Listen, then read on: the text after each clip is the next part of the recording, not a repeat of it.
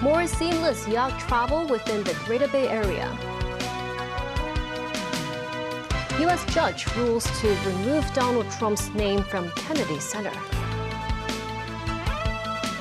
And victims' families say justice is served as Canadian man pleads guilty to selling lethal drugs globally.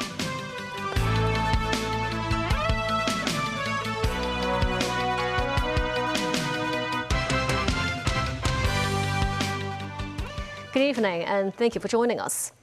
Hong Kong and Macau yacht owners are now able to sail more freely across the Greater Bay Area. This as Beijing has approved a pilot scheme allowing yachts to enter designated mainland ports without customs guarantees in a move to boost the region's yacht economy. Paving the way for easier cross-border yacht travel within the Greater Bay Area, the State Council has allowed yachts from Hong Kong and Macau to sail in the region while being exempt from guarantee requirements starting Friday. Under the new arrangement, Hong Kong and Macau yachts can use their professional certificate of ship's nationality when entering 9 mainland Greater Bay Area cities, namely Guangzhou, Shenzhen, Zhuhai, Foshan, Huizhou, Dongguan, Zhongshan, Jiangmen, and Zhaoqing. However, yachts must enter through designated ports and the arrangement remains temporary. The first batch of designated ports include Nansha Passenger Port in Guangzhou and Shenzhen Airport Ferry Terminal. Designated waters for leisure cruising include the Pearl River Estuary and Shenzhen Bay. The State Council has instructed the Guangdong provincial government and relevant authorities to implement regulatory adjustments. The yacht industry says once a vessel obtains a temporary mainland license, the ship will be treated as mainland registered and doesn't have to apply for additional permits or pay extra deposits. The Hong Kong Yachting Association's chairman Tommy Ho says a yacht valued at $10 million could require a security deposit equivalent to 38% of its value, or about $3.8 million. While the deposit can be refunded, the reimbursement process was often complicated and time-consuming. They estimate with a new policy, around 10% of Hong Kong yacht owners will sail to the mainland and spend money. Meanwhile, measures to facilitate southbound travels of mainland yachts will take effect next month. Visiting yachts will no longer be required to reserve berths at privately operated yacht clubs or marinas before reaching the SAR. But lawmaker Roy Chu says, as yacht owners still have to travel to Central to register now, further streamlining of procedures would help, with supporting infrastructure such as berthing and charging facilities to be strengthened over the long term. Secretary for Security Chris Tang says the Fire Services Department's 999 emergency hotline capacity has been expanded to 48 lines and will rise to over 100 lines by early next year. This as the security chief stresses the city's fire services will always bear the responsibility for the fire safety of buildings. Timothy Lee reports. The move to expand phone line capacity follows revelations from a hearing into the Waffle Court fire, which found that the FSD's hotline system was unable to handle all calls for help from residents during the incident. Tang says the number of lines in the system has now been increased to 48 and will rise to 70 within the next 3 months. The capacity is set to reach 100 lines following an upgrade of the command and control system early next year. Responding to questions as to whether further increases are needed, Tang says 100 lines will be sufficient. He notes that the Fire Services Department faces different operational demands from the police and that resources must be balanced against actual needs. The Waffle Court hearing also exposed confusion over responsibility for certain building fire safety issues. Among the concerns were windows sealed with polystyrene boards and openings connected to rear staircases. The Fire Services Department previously argued that such issues involved building structure and therefore fell under the Buildings Department. Tang says while legal responsibilities are clearly defined, the Fire Services Department has a final responsibility when the fire safety risks are identified. He says officers should not simply refer cases to another department and walk away. Instead, the department should continue to follow up after making referrals to ensure hazards are properly addressed and public safety is protected. Tang also explains why the government's emergency alert system was not activated during the fire. He says the preparation and processing of alert messages would require about an hour. The process has since been shortened to around 15 minutes, while the system can now send alerts to any of Hong Kong's 18 districts individually. Authorities will assess the significance of each incident before deciding whether to issue an alert. Timothy Lee, TVB News. U.S. President Donald Trump said his administration will transfer control of the Kennedy Center to Congress after a judge ordered the removal of Trump's name from the iconic Washington venue and blocked Trump's plans to close it for renovations. Tracy Furness has more. A federal judge ruled Friday that President Trump's name was added to the Kennedy Center illegally. He also blocked the administration from closing the National Cultural and Arts Center for major renovations. U.S. District Judge Christopher Cooper said the Kennedy Center board overstepped its statutory bounds by unilaterally adding Trump's name to the center. Congress gave the Kennedy Center its name, and only Congress can change it, he said. The judge also ruled the Kennedy Center board violated the law in March by deciding to close the facility, calling the decision ill-informed and seemingly preordained. The Trump administration had announced that renovation work would begin in July and last approximately 2 years, but the ruling halts those plans for now. The judge, who was nominated to the bench by Democratic President Barack Obama, ordered the defendants to remove Trump's name from the institution's facade and any official materials, such as digital and physical signs, within 2 weeks. Trump said Friday his administration will transfer control of the Kennedy Center to Congress after the judge's order to remove his name. Trump said on social media that he instructed the U.S. Commerce Department to make all necessary arrangements with Congress to allow a full and complete transfer of this institution, giving lawmakers responsibility over its operation, maintenance and management. Tracy Furness, TVB News. A U.S. federal judge temporarily blocked President Donald Trump's administration from proceeding with a $1.8 billion settlement fund for Republican president's allies, who believed they were victims of a weaponized government. Judge Leonie Brinkema in Virginia scheduled a hearing on June 12 for arguments on whether to extend her order barring the government from moving forward with its anti-weaponization fund. A Justice Department spokesperson said it is extremely confident that the fund is legally supported by ample precedent. The fund has generated a fierce backlash since it was announced last week, as many are worried that even violent rioters at the U.S. Capitol on January 6, 2021 will be allowed to seek compensation. The agreement between Iran and the U.S. had not yet been finalized, according to Tehran's foreign ministry. Timothy Lee has more. Iran's foreign ministry spokesman Esmail Baghaei said on Friday that his country's officials are focused on ending the war with the U.S. and are not yet discussing details of the nuclear plan at this point. This somewhat contradicted U.S. President Donald Trump, who said he looked to make a final determination on moving forward with the deal to extend the present ceasefire between the two countries. It was expected that the deal would extend the fragile halt by 60 days, as new talks are held on Iran's nuclear program. Trump said on his social media that Iran must agree that they will never have a nuclear weapon or bomb, and that the Strait of Hormuz must be reopened for international navigation and all sea mines destroyed. Iran is pushing for a deal that includes a truce between Israel and the Hezbollah militants in Lebanon, where fighting has intensified despite a nominal ceasefire. Meanwhile, U.S. Secretary of State Marco Rubio met with his Pakistani counterpart Ishaq Dar in Washington, but neither spoke to the press after the meeting. Pakistan continues to play a major part in the peace discussions, and Dar has been in the U.S. since earlier this week to attend meetings in the United Nations in New York. Timothy Lee, TVB News. A Canadian man accused of selling lethal substances online to people who use them to end their own lives has pleaded guilty to 14 counts of counseling or aiding suicide. So on March 25th, 2023, my son Stephen took his own life. He was only 21 years old. He was an intelligent and thoughtful young man who was just trying to find a purpose and a focus for his life. But like so many other youth growing up in this troubled world, he struggled to find his way and fell into a deep depression. Unfortunately, he came across some websites which led him to Kenneth Law's site, which encouraged him a quick fix and sold him a painful chemical to do it.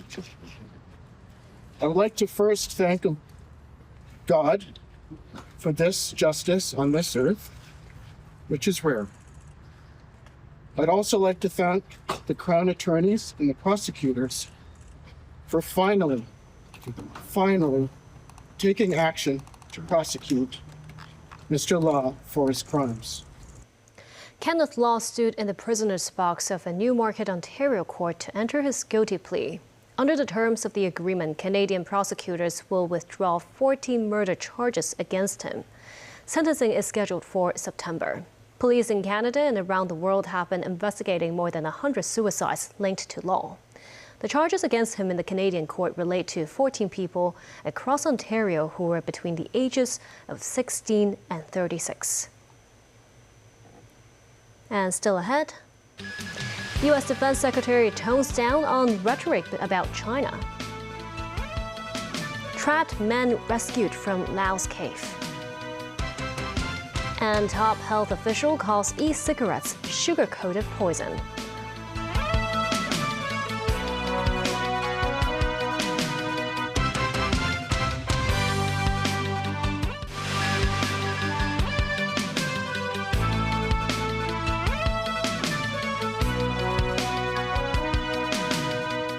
Welcome back.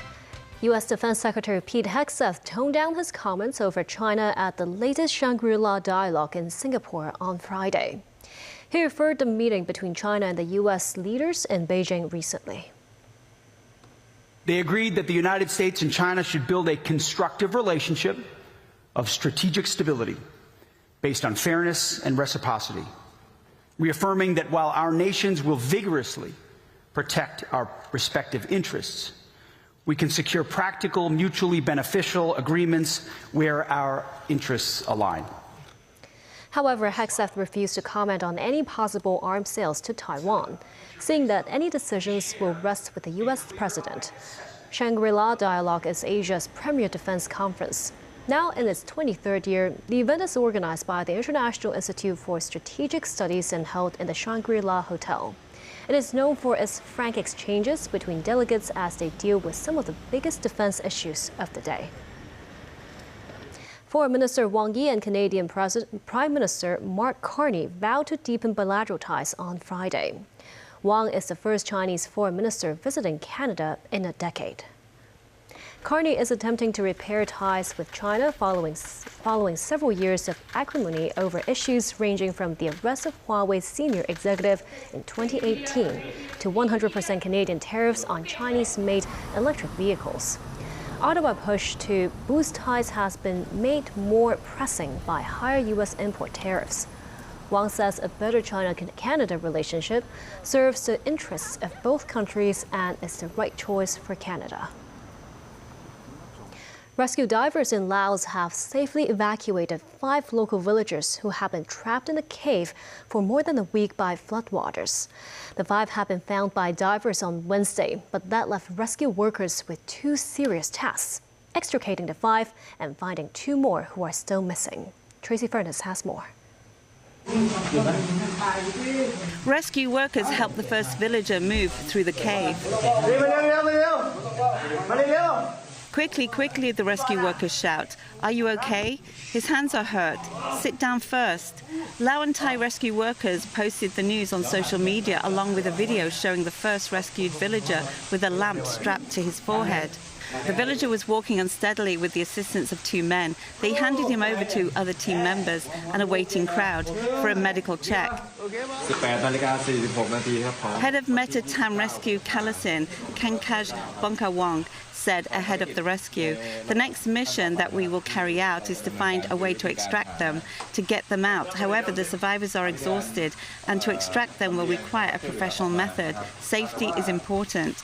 He added, to dive in a cave, there are issues with the temperature, narrow areas, control of movement, and managing the panic of the victim, which will be difficult, but we have to do it.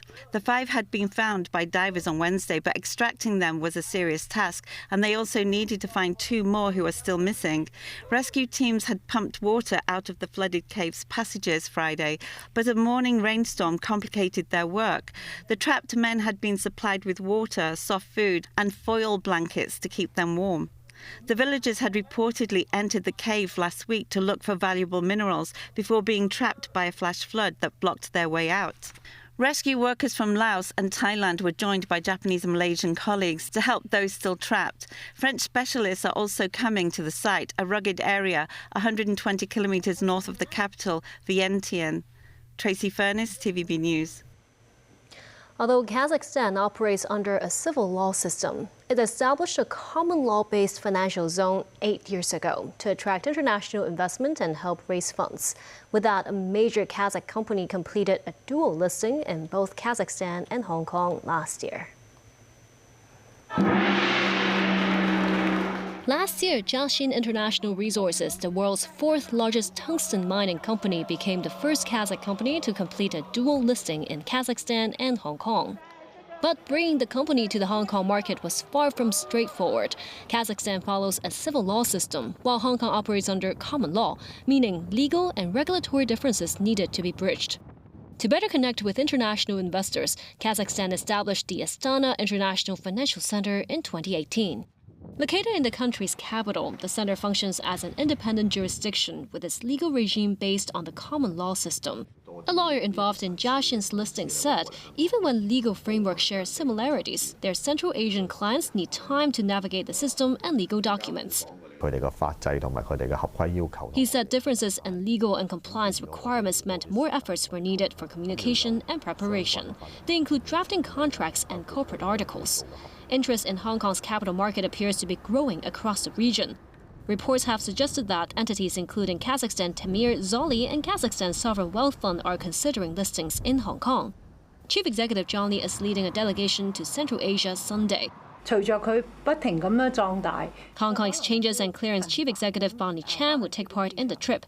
She says Hong Kong is well positioned to attract more companies from the region. This as companies often require repeated access to capital markets as they expand, whether through secondary share offerings or bond issuances.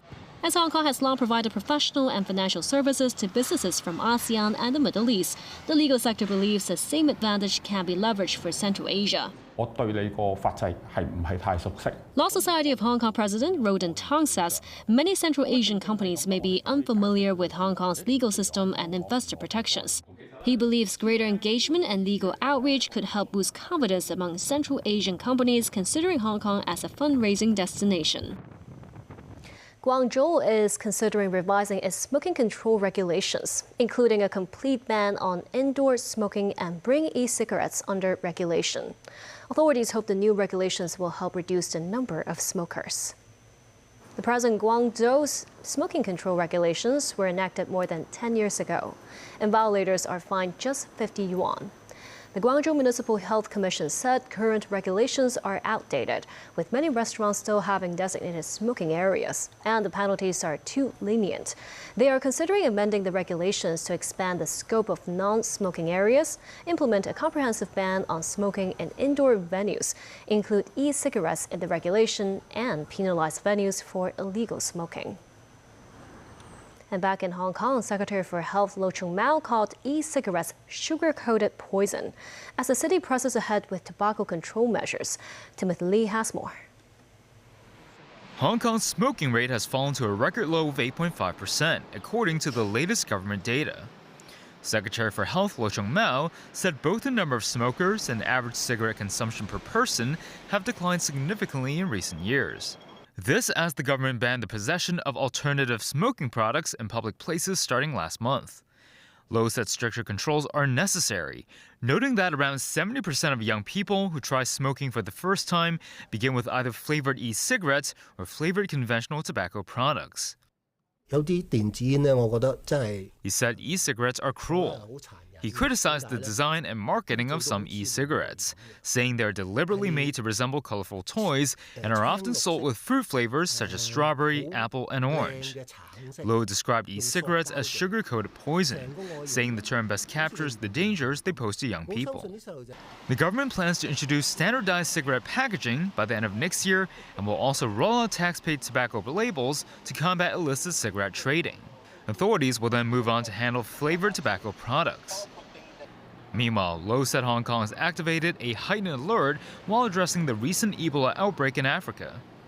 He said the city's health authorities are closely monitoring developments through the World Health Organization and affected countries, while screening measures for travelers arriving from Africa have been strengthened. Lowe stressed that the overall risk to Hong Kong remains low, as Ebola cases are currently concentrated in the Democratic Republic of the Congo and neighboring Uganda. However, he warned that Hong Kong's status as an international transport hub means authorities cannot afford to be complacent. He also advised residents to avoid traveling to areas affected by the outbreak. Timothy Lee, TVB News. 3 people were taken to hospital unconscious after a fire broke out at a residential building in mid-levels. Initial investigation found drug paraphernalia in the flat, and officials suspect the fire may have started due to smoking or drug taking. The incident occurred at Regal Crest on Robinson Road. Police received reports shortly before 11 a.m. that smoke was seen coming from a middle-floor flat in the building. Rescue personnel evacuated 2 women and 1 man from the unit. All 3 were found unconscious and were rushed to hospital for emergency treatment. Nearly 50 residents were evacuated as a precaution. And that's the news. Thank you for watching.